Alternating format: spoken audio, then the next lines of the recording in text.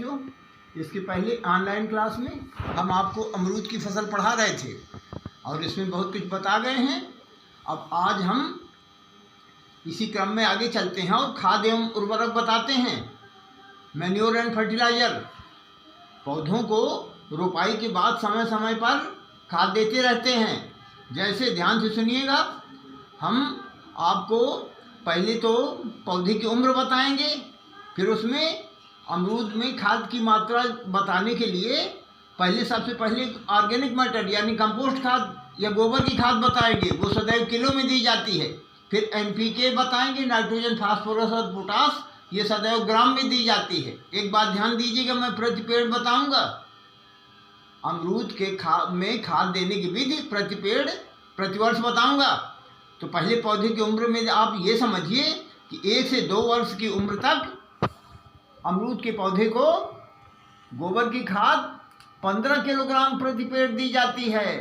इसी प्रकार से हर वर्ष जो है 6 वर्ष तक हम 5-5 किलो बढ़ाते रहते हैं और 6 वर्ष बाद फिर उतनी ही उसके आगे देते रहते हैं। तो आप पहले समझिए 1 से 2 वर्ष में हम 15 किलोग्राम गोबर की खाद देंगे, प्रति पेड़ देंगे।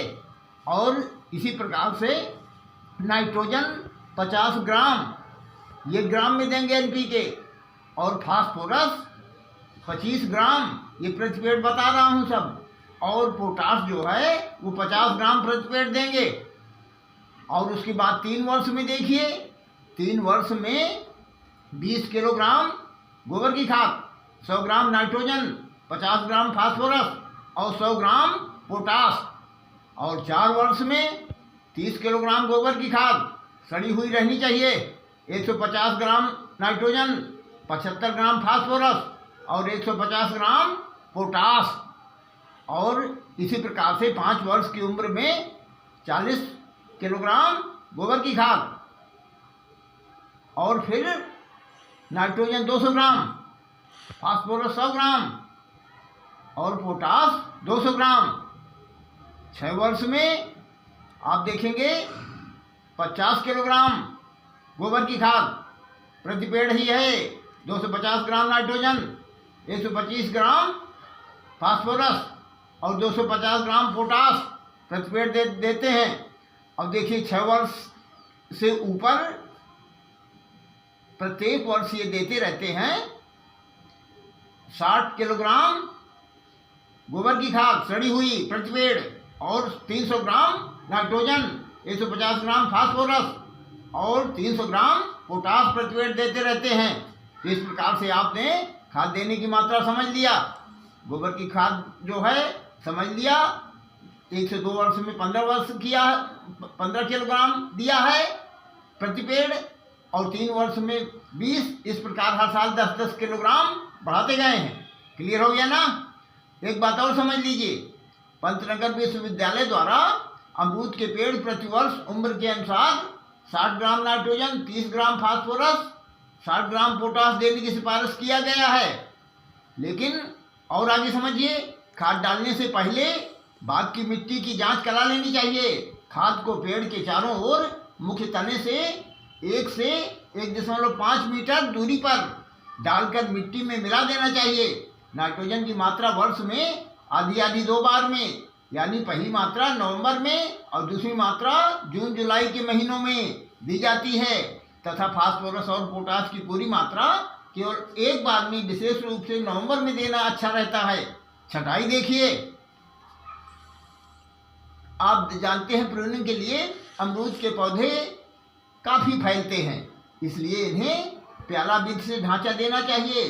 अमरूद के तने के निचले भाग में या जड़ों में कल्ले निकलते हैं, जो यदि आरंभ में ही ना काटे जाएं तो बड़े होकर पौधे को जंगली जैसा बना देते हैं। कभी कभी कलमी पौधे के निचले भाग में निकले हुए कल्लों को न काटा गया तो ऐसे तनों से ही फल आने लगते हैं और वास्तविक किस्म के फल नहीं मिल पाते। इसके अतिरिक्त मार्च के महीने में सड़ी हुई या आप समझे कि सूखी जो एकदम ड्राई हो जाए, ऐसी लटकती हुई शाखाओं को भी काट देना चाहिए। अब एक बात समझिए, फूल आना, इसको बहार तथा फल लगना कहते हैं। ध्यान से सुनिएगा। ये उत्तरी भारत में अमरूद के पेड़ में वर्ष में 2 बार फूल आते हैं। फरवरी मार्च में जो फूल आते हैं उन्हें अम्बे बहार कहते हैं, और जून जुलाई में जो फूल आते हैं उन्हें मृग बहार कहते हैं। फरवरी में आप ये इस प्रकार समझें कि फरवरी के फूल जो हैं वो बरसात के मौसम में फल देने लगते हैं, जबकि जून जुलाई के फूल नवंबर से जनवरी तक फल देते हैं। एक बात और समझिए, मानसून के फल घटिया किस्म के होते हैं क्योंकि इसमें मिठास कम होती है तथा कीड़ों और बीमारियों का प्रकोप भी अधिक होता है। फल के छिलके पर भद्दे रंग के धब्बे पैदा हो जाते हैं, स्पॉट। अतः जाड़े की फसल लेना अधिक लाभदायक होता है। दोनों मौसमों में फलने से किसी एक फसल की पैदावार अच्छी नहीं हो पाती। इसको अल्टरनेट बियरिंग कहते हैं। इस बात को ध्यान में रखते हुए यह आवश्यक हो जाता है कि किसी भी प्रकार, एक बात समझिए, मानसून की फलत को रोककर जाड़े को फसल को बढ़ाया जाए क्योंकि वो फल अच्छे होते हैं। इसका उत्तम तरीका यही है कि अप्रैल मई में पेड़ों की पानी देना बिल्कुल बंद कर देना चाहिए, जिससे पौधों की पत्तियां पानी की कमी से काफ़ी झड़ जाती हैं तथा जो फूल आएंगे वह भी शीघ्र ही झड़ जाएंगे। जून में आवश्यक खाद तथा पानी देने पर पर्याप्त मात्रा में फूल निकलकर जाड़ों में अच्छी फसल देते हैं। एक बात और ध्यान दीजिए, कहीं कहीं जहां भूमि में नमी पर्याप्त मात्रा में बनी रहती है यह विधि कम सफल होती है।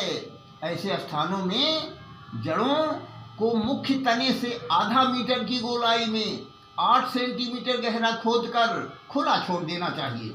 यह जानते हैं इससे क्या होगा, और पतली रेशेदार जड़ों को काट देना चाहिए। ऐसा करने से पत्तियों और फूल झड़ने लगते हैं तथा पेड़ सुसुप्तावस्था में आ जाता है। डॉर्मेंसी पीरियड में पत्तियां झड़ जाने के बाद जड़ों को ढक देना चाहिए तथा खाद पानी का अच्छा प्रबंध करना चाहिए।